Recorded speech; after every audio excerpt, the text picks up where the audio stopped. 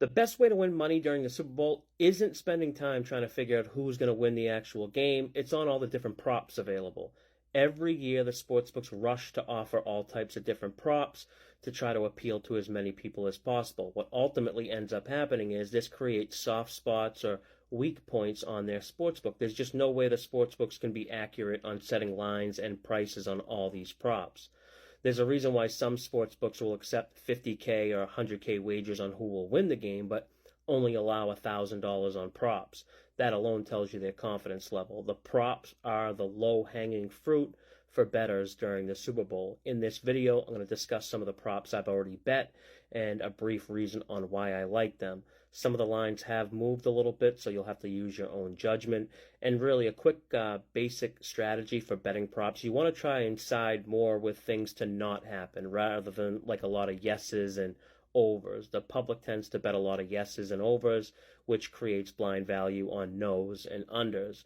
Also try and think about how each prop correlates to one another. If you want to bet something like the first drive to result in a punt, maybe betting no score in the first 5 minutes has better odds.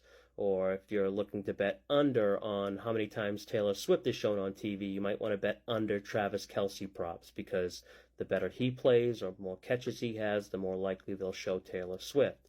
A lot of it's just really common sense stuff. But for my first prop bet, starting with one that won't be hard to find, it's Brock Purdy over 12.5 rushing yards. He's gone over this number in both previous playoff games, even with kneel downs, which do count towards his rushing stats.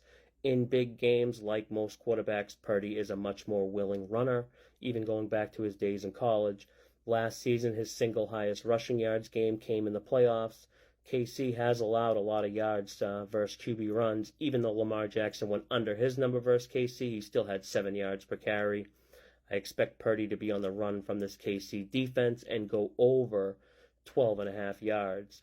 Before I get into the rest of the props, if you want access to my entire Super Bowl prop sheet, it's posted inside the Betting Network Discord. There's an invite link to join in my bio. I charge $25 for 30 days, $50 for 90 days. We're currently crushing hoops. NBA player props are up over 30 units. College basketball's up 50 units. Now, the next two props I have kind of correlate to the Niners' run game. San Fran has several guys that they can involve in the running game, so I like San Fran to have over 4.5 players to get a rush attempt.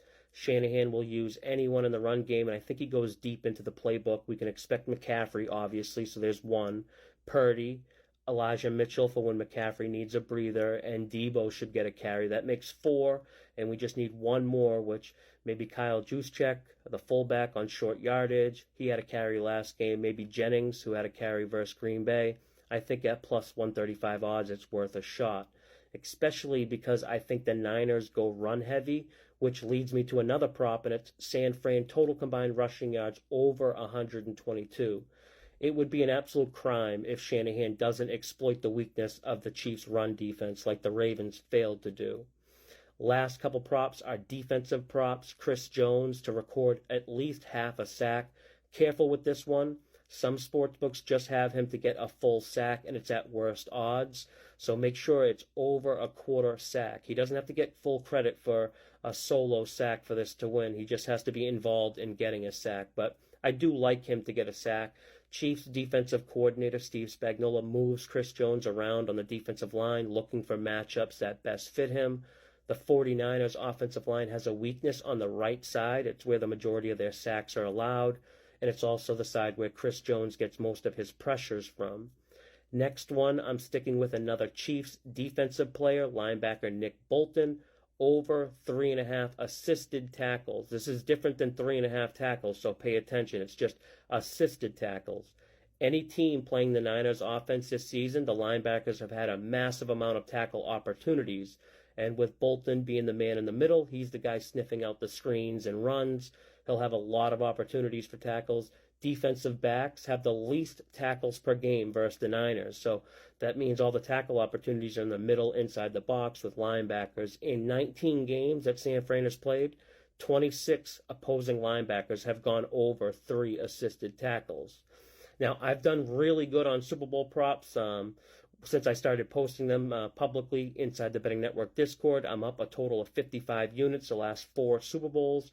If you want access to my full prop sheet, there's an invite link to join in my bio. Make sure to be on the lookout for my Super Bowl best bet video and my Super Bowl game breakdown video and who I think will win the big game. That's all I got for now. Until next time, good luck with your